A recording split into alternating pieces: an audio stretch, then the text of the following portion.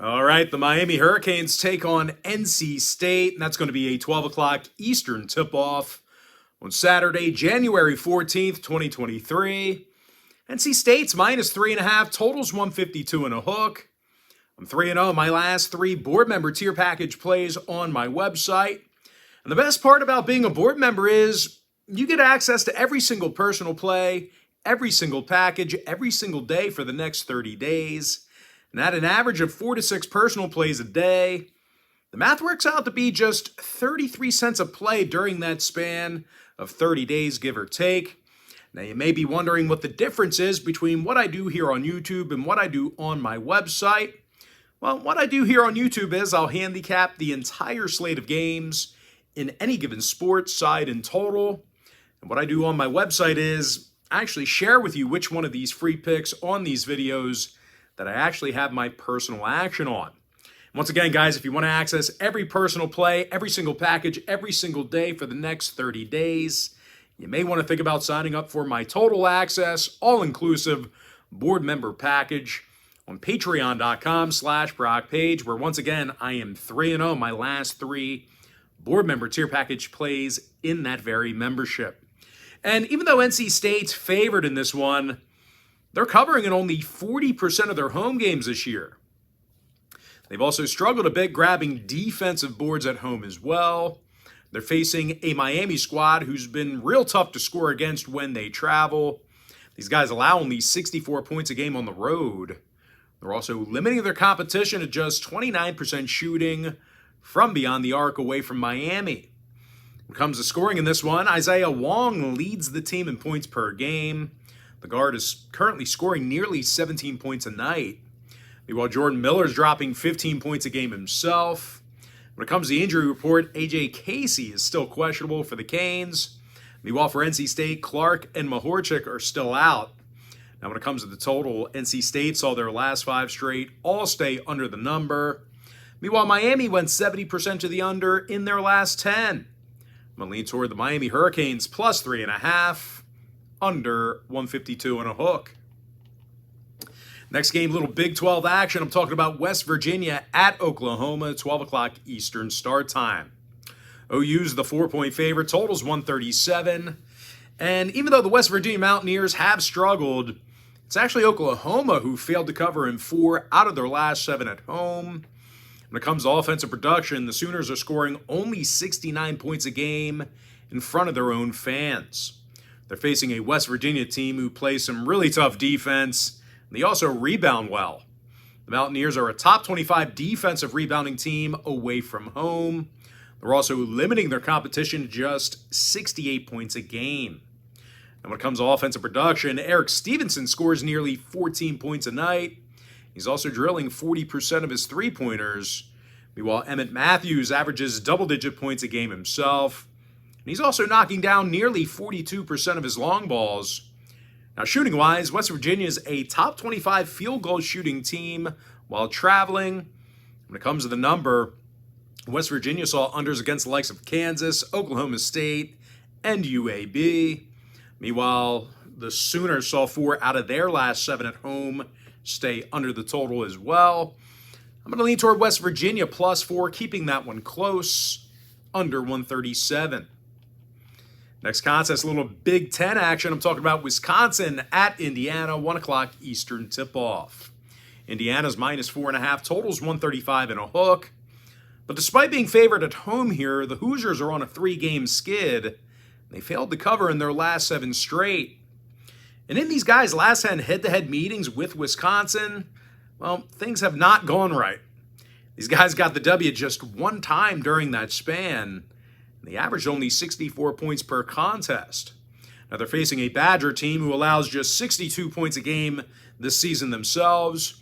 And they garnered victories this year over the likes of Iowa, Marquette, and USC. Tyler Wall averages over 13 points a game along with 6 rebounds. Meanwhile, Chucky Hepburn drills nearly 50% of his three-pointers. Now when it comes to the injury report, Tyler Wall has been battling a sore ankle, so keep an eye on his status. When it comes to Indy, Thompson and Johnson are still out for them. Now, total-wise, Indy's gone 6-3 to the over at Assembly Hall. Meanwhile, Wisconsin's gone 60% to the over for the entire season. I'm going to lean toward Wisconsin plus 4.5, over 135 and a hook. Next game, K-State, TCU, 2 o'clock East. TCU's -5 at home, totals 147.5. Now, I'm not a huge fan of this number for TCU backers here. They're on a 2-game skid right now, and they failed to cover against the likes of Iowa State, Texas Tech, and SMU. They've also been little threat shooting the long ball. These guys are making just 29% of their shots from beyond the arc. They're facing a K-State team who scores 85 points a game on the road, and they're making nearly 50% of their field goals in that category. When it comes to shooting from the foul line, the Wildcats have the highest road free throw percentage in the country. Marquise Noel is making 88% of his shots from the stripe. He's also second in scoring with over 17 points a game.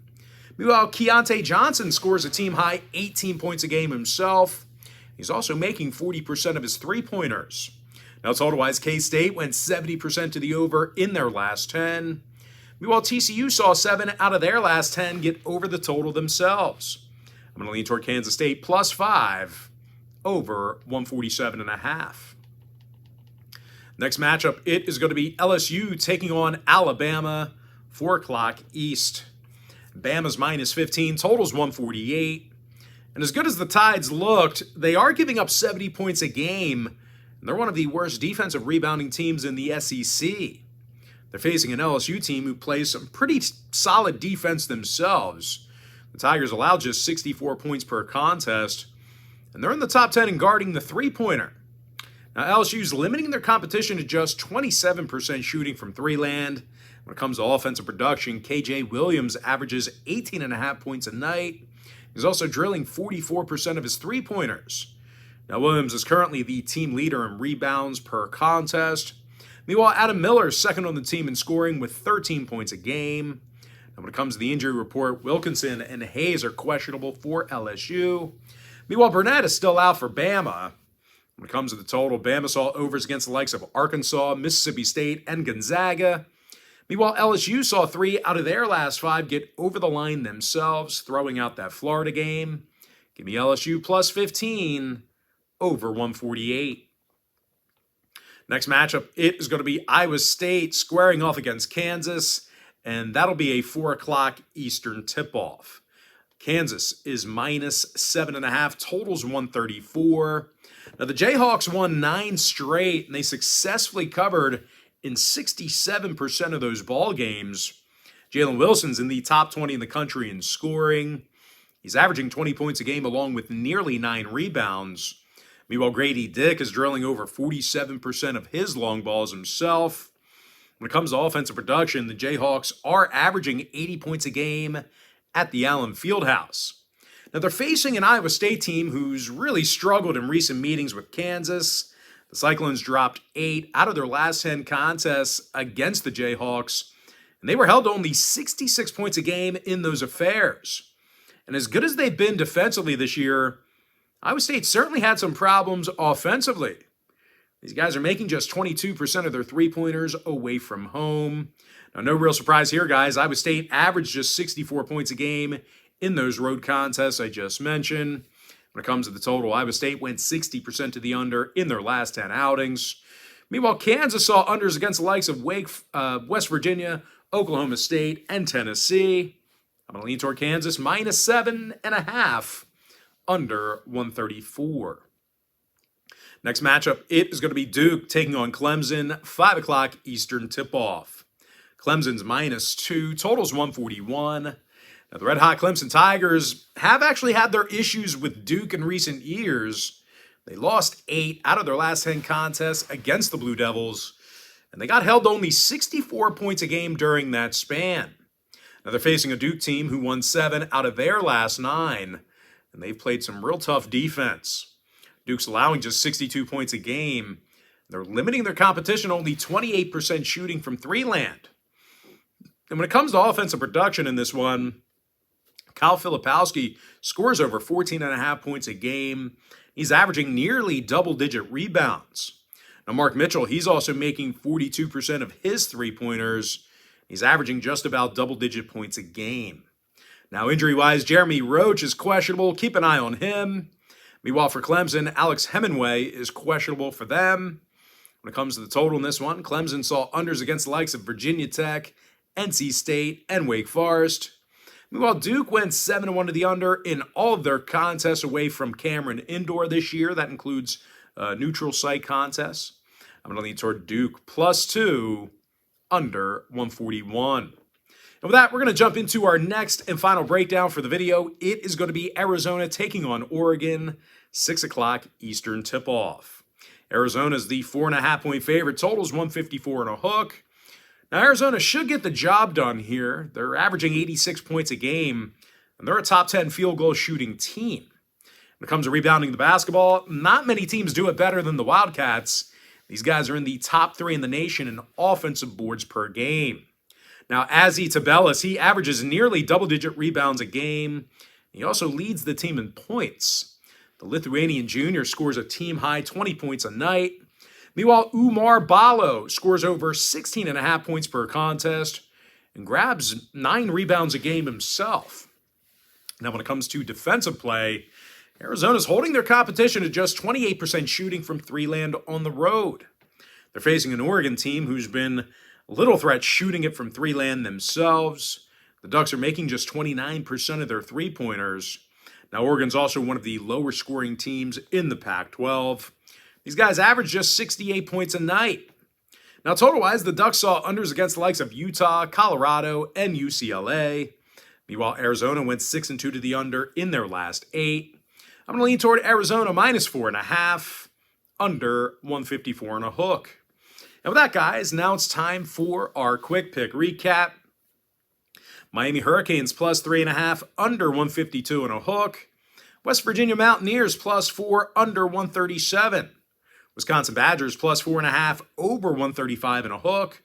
I'm 3-0 in my last 3 board member tier package plays on my website. And just a reminder, guys, the all-inclusive board member package gives you full access to every single one of my personal plays, every single package, every single day for the next 30 days. And the only way to sign up is to go to patreon.com/BrockPage. Give me Kansas State +5, over 147.5. LSU +15, over 148. Kansas -7.5, under 134. Duke +2, under 141. And with my next and final free pick, I'm going to lean toward Arizona -4.5, under 154 and a hook.